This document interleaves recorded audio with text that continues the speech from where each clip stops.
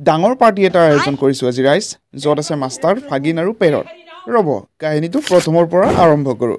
আজি বতৰটো সেমেকা, কিন্তু মোৰ মনটো সেমেকা নহয় দেই। আজি মনটো কিবা এটা ভাল লাগি আছে। মনটো ভাল লাগি থকা পাই ৰাস্তাত অলপ চৰিবলৈ ওলাই আহিছিলোঁ। তাতেই লাগিল নহয় কেনা।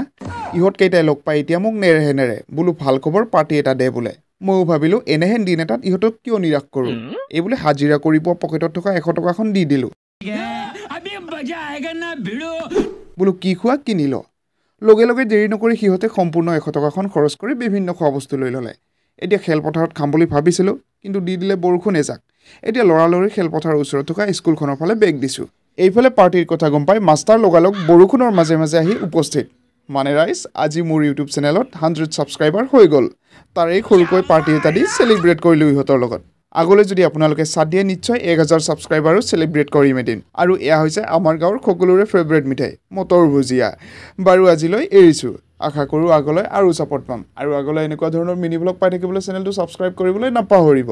Bye bye.